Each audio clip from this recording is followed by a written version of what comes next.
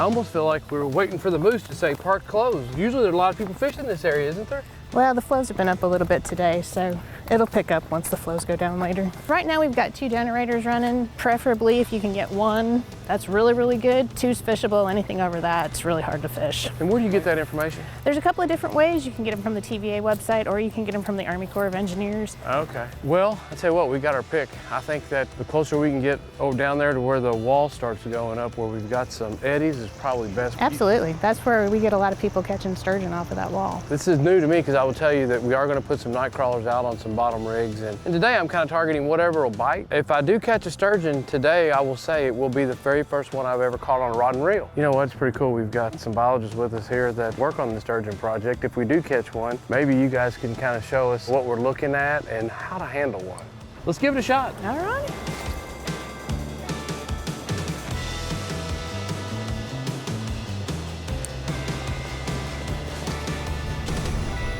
Here we go. What have we got here? Oh my gosh, look at that trout. Oh, what? How'd you get that fast? Now I gotta make my way down here with him. That's why I wore rubber boots right here. Nice fish. All right, let me get my hands wet before I grab him. Oh, we got us a trout. Probably in the 4-pound range, something like that, you think? Yeah, I don't think so. Something like that. Caught it on the swim bait right there on that wall. He broke that hook. Look at that. I would like to have seen that fish a little more, but he was heavy enough and flopping around that I didn't drop the bait. He literally snapped the barb of that hook right off. Swim bait will win. I was gonna put it right back in anyway, but he kept a souvenir. That's right. Just the very end of my hook come right off there, broke him. Let's see who's next. Let's try it again. Hey, See who's next. rip that down through there and see if you can't hook one up. I will. All right, I'm gonna go get a new hook. John.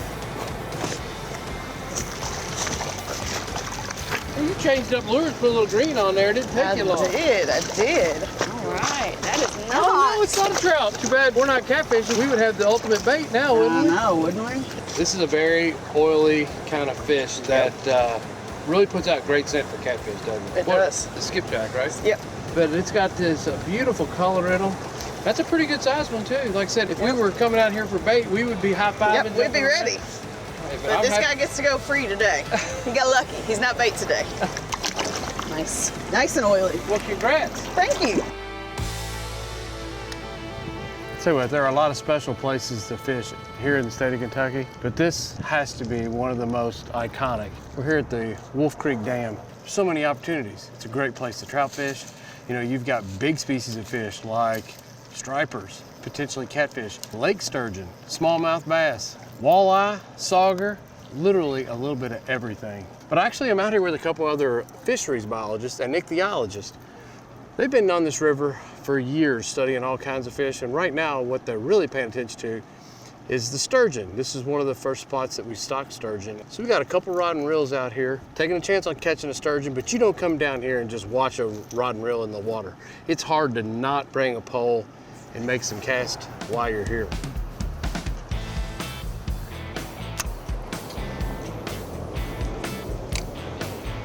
We may have a bite.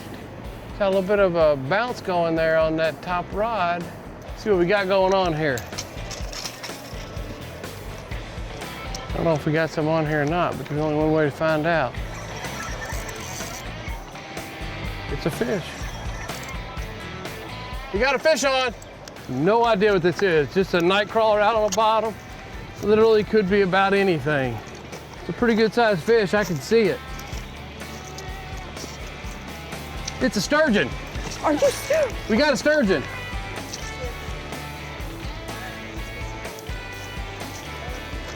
Look at this. Look at that baby. What are the chances we come fishing with a couple of our biologists who happen to work on the sturgeon project? Oh yeah. And we hook a sturgeon. Let's walk him over into this little shallow area. All right. What's your best guess on age class on that fish? We determine age class by a marking technique which involves removing 2 of these scoots on the lateral side. We alternate left to right, and in this case it looks like this has had scoots removed, so that means it is one of our hatchery reared fish. And it looks like it might be, there's 1, 2, it looks like scoots left side 3 and 4, which means this is probably at least a 4-year-old fish.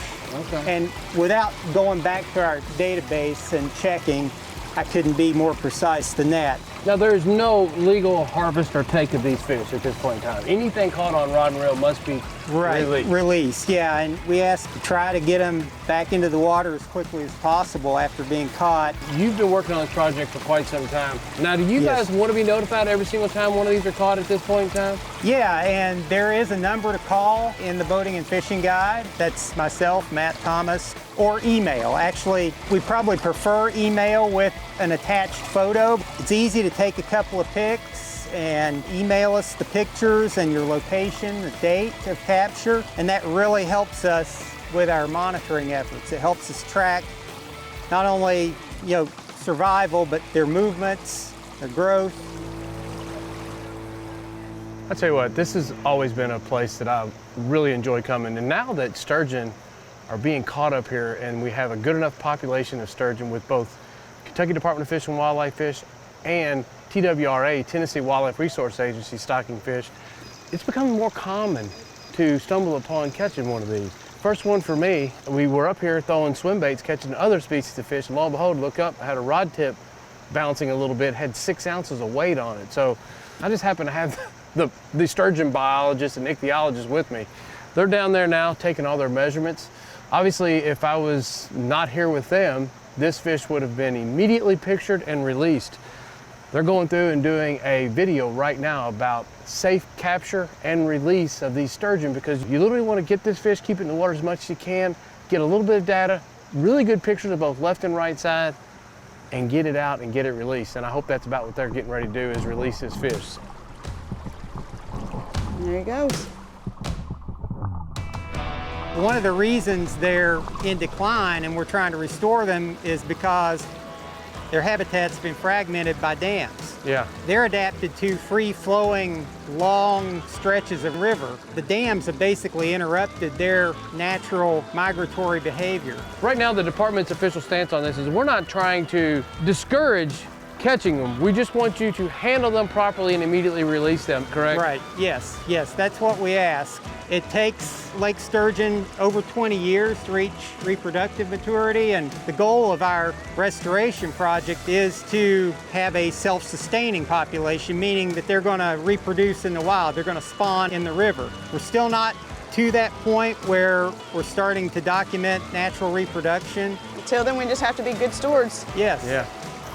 I hope you guys had a good time doing it today. I got to learn a little bit. We had a good time. Hopefully people understand that it is an opportunity to come down here and catch these sturgeon. Hopefully they learn a little bit about how to handle them and safely get these fish back out there so that we can enjoy them for many years to come. Many generations to come. Many generations. Yes. Thank you guys.